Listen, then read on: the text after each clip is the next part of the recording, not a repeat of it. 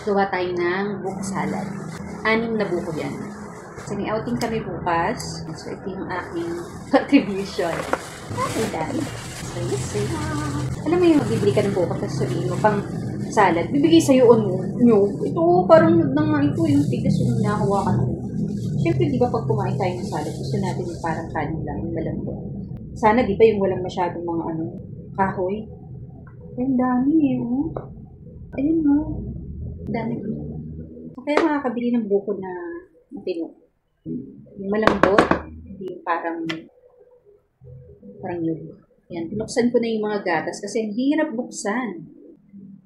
Nasira ko kasi yung yung pangbukas.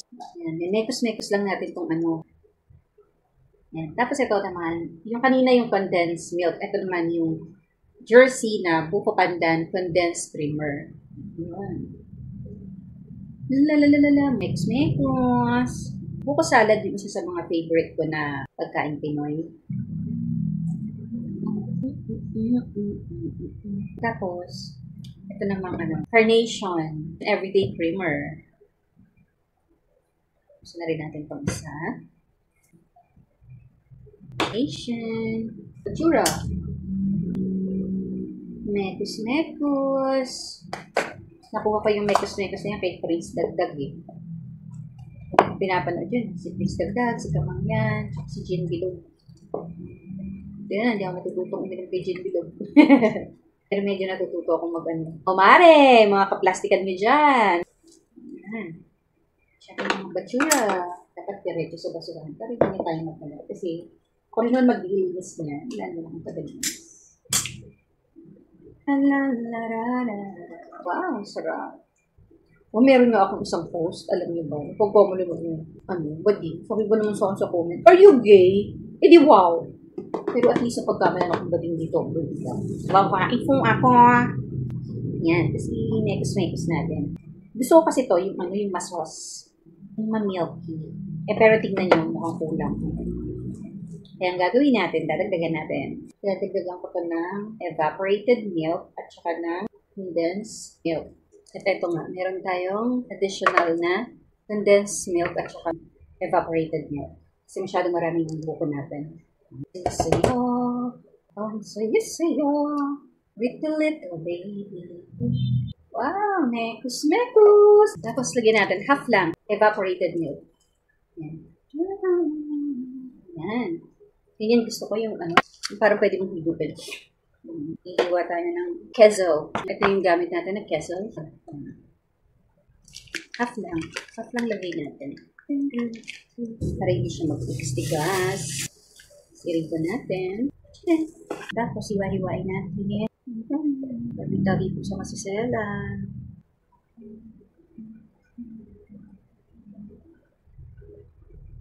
Mekos-mekos. Hugas mo na ang kamay. Okay. Wow! Sarap! Saya-saya!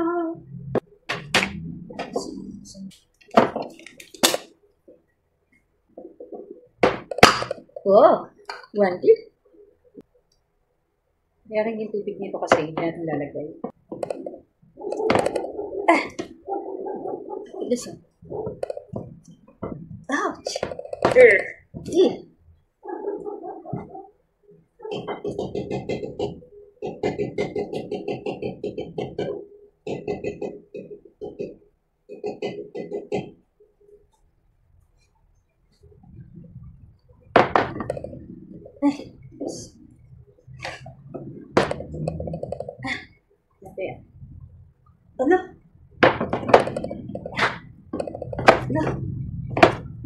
Effective ginawa ko. Oh my gosh. Oh my God. I can't. I just can't.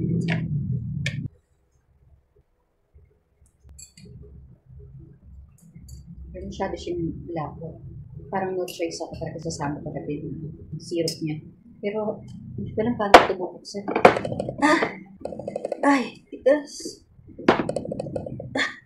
Hala. Ew. Ako pa naman lang mag-isa tao dito. Chilihin ko na lang ito. Butasin ko na lang dito. Yun, so nabuksan ko na. Sakit. Sa kamay, no? Nagpula. Ginawa ko, tinusok ko dito ng konti, ayan, no? Tapos, pag ko, tapos agad. So, isanin ko nga dito ng konti. Para hindi masyado malapot. Para hindi ko masama masyado yung mga syrup ng, ng kaong. Kasi masyado matamis. Hindi ako masyadong pag matamis masyado. Parang masakit sa ulo. Parang nahugasan ba? Nahugasan natin. Kasi yung syrup nito, liquid. Ito, sticky masyado. So, pwede natin itong kutsara.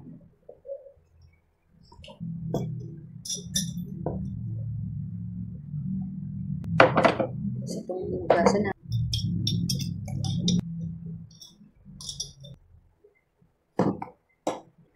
Ayan mo, tingnan mo, binutas ko. Kasi di ba ayaw mabuksan, sobrang sakit na sa kamay.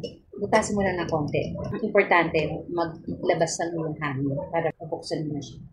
Yan, mekos-mekos na natin. Mekos-mekos. Kulay Pasko. Yan, di ba? Yan. Mekos-mekos. Alam mo, bilis ng panahon. Parang kahapon lang Pasko pa lang. Pasko na naman. Parang may nahabol siya, no? Nagmamadali. Moment of truth. Tikman natin.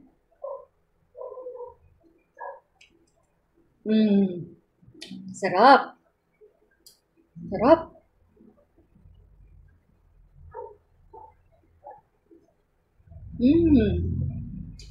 Perfect.